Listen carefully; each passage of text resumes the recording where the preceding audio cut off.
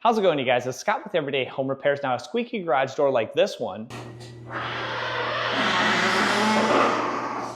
this is a super common issue for most homeowners, but it is a very approachable project. And once you identify the issue, you can actually have that fixed in a matter of seconds. Now, I'll show you a few different examples. So hopefully one lines up to exactly what you're facing, and also show you how a garden hose can be used to quickly identify where you need to focus to get that problem fixed in as little time as possible. So let's jump into it. We'll start off by getting a baseline of just how loud is my garage door.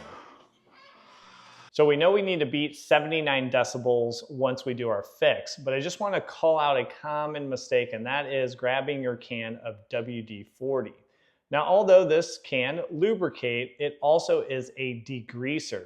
So in this instance, although it might fix your squeaking noise for a day or maybe a few weeks, it's going to come back, and the degreaser is probably actually cleaning out ball bearings and other surfaces where you will not have that long-lasting lubrication or grease that you're looking for. So you have a few different options. I'm gonna go with the 3-in-1. You'll see links in the description. This is very specifically the garage door lubricant. And specifically, you'd be looking for a silicone-based lubricant over your standard WD-40. So every number one we want to lubricate is going to be the torsion spring. Now yours could look a little bit different. I'll show you another example here in a minute, but this is a classic torsion spring example. I have one on this 8-foot door. If you have a 16-foot door, you might have two.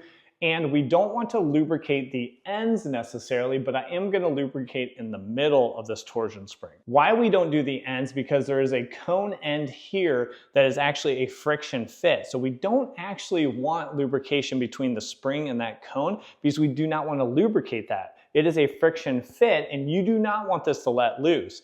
Torsion springs can be dangerous as it's holding a lot of energy when the garage door is down. So if it breaks loose, it can injure you or somebody else. So nothing fancy here. I'll go ahead and spray it on the top and let it drip down the torsion spring. Also have a rag or something to help clean up any overspray or make sure nothing's dripping down onto your garage door, onto your paint, onto your trim, just to make sure you don't make a mess of things.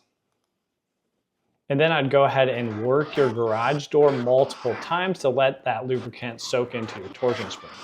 So we checked off our torsion spring. That's a good one to lubricate up. And now we're gonna go on to the actual hinges here between each of our panels. Now this is where your hose can come in handy. I know it sounds a little bit crazy, but you can actually use the hose and put one end up to your ear and the other end up to each of the hinges, trying to isolate which one of those hinges is actually producing the noise. For me, I was able to identify the bottom 2 or 3 hinges in the center that seem to be giving me the most problems.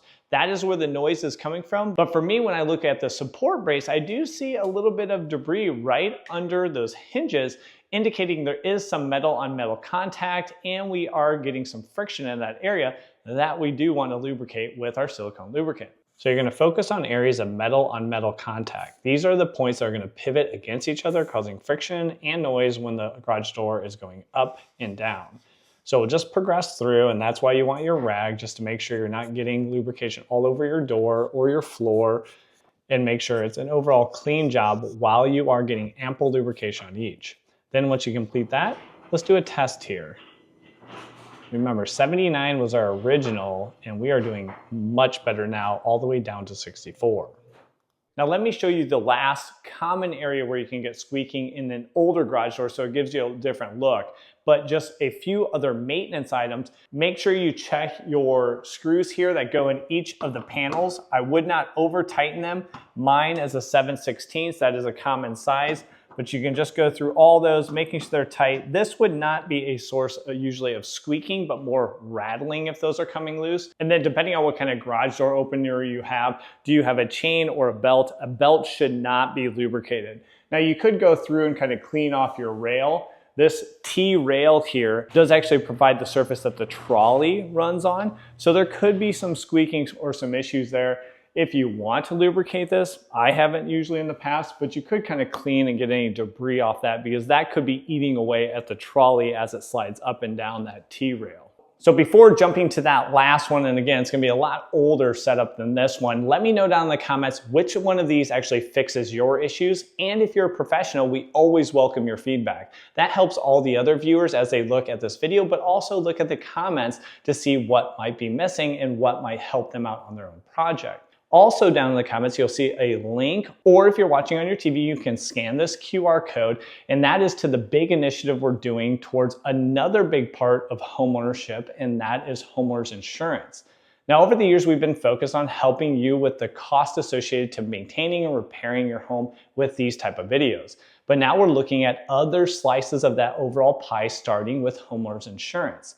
What we're doing is we're crowdsourcing everybody's information together. What are you paying for your premium? Where are you located? How much liability? And a few other questions. And then we send you a custom report on your state that you can use to compare to what you have versus your peers. What does everybody else have? What are the averages? What are people carrying for liability? What are people carrying for a deductible? Now, if you need help with either of those, your coverage or your price, we do have a network of our partners. And those are independent insurance agents that can go do the work of shopping for you. They have multiple different companies that can go out and compare the coverage to the rates to try to get you the best match. Now, if you don't want to be connected up to that insurance agent in your area, no problem. You'll just get that custom report so you can have that information for future use. So let's jump in and look at that last area, which might be causing a squeak in your garage door. So last up, let's go ahead and look at the rollers. This door here has a little bit of squeaking going on.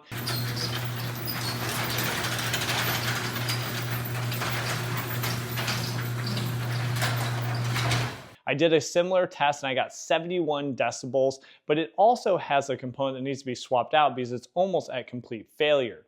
But when it comes to rollers, they come in a nylon version. That is because the roller itself compared to the pin, we have a nylon roller and a steel pin, and then a traditional steel, which has a ball bearing there between the pin and the steel roller. Nylon sometimes are preferred because inherently the nylon on the steel is not going to squeak as much as you might have with steel on steel, especially if your bearings start to go. So let's go ahead and grease these up, and then we'll also address the one failure point. And you can see this one has quite a bit different spring system. It does not have the torsional springs above, so there's a few additional pulleys that you might need to take a look at on your own garage door. So when it comes to the rollers, we already lubricated our hinges. Now on this door, I'm also going to lubricate the hinges, but specifically the rollers. We have the pin going through here and then out to the roller. Do not grease your track. I had an old home where the homeowner greased the track and it just made an absolute mess of things. Now these steel on steel rollers are a little worn out. They have a little bit of wiggle room there on the bearings, but I'm still gonna go ahead and lubricate this all up to see if we can reduce the squeaking. And then we'll go around to each one of these, making sure we don't actually have a failure. One big part of this is just getting eyes on each of these components to make sure you don't have one that needs to be swapped out. So go ahead and use that same lubricant. I'll kind of do a few rounds here. I really want to get between the pin and the roller on that bearing to make sure I fully soak it.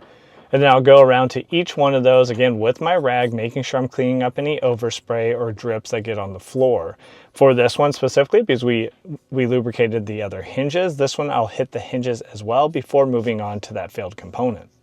And then one other part for this specific door is the pulley that's up by the garage door. So you should be able to see the middle collar here, and there's quite a bit of gap there in the pulley.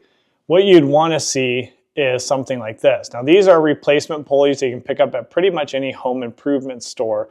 And I want to directly swap this out because this bearing is completely shot. So this outer pulley is just riding on this inner bushing, and that is causing issues for the door and kind of makes the door jerk, and it eventually be a complete failure. Now the door is down. You cannot replace this when it's down because you have tension on that line. So you need to raise it up so you can take this line off this pulley and safely remove it to install the new one.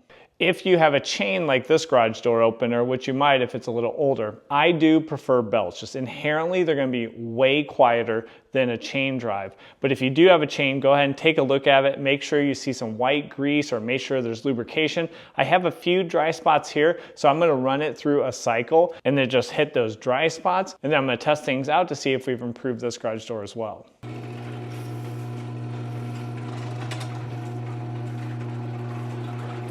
So those are the major components, and this one I ran through a cycle again, and we were able to reduce from 71 decibels originally down to 64, so a nice reduction overall. Just know the chain drives are inherently going to be a little bit louder than your belt drives. Now if you want to see a swap out of a belt drive, you can check out this video right here. I'll walk you through the complete process. If you want to see a new upgraded keypad from Chamberlain, check out this video right here. Just know there is a rechargeable battery in that video keypad, and it can be a pain in the butt, but there is a link in the description with a charging cable, which makes that keypad a lot more functional. So thanks for joining me on this video. Don't forget the insurance survey link in the description if you want that custom state report, or if you need a little help with your coverage or to see if you can lower your premium, and we'll catch you on one of those next videos. Take care.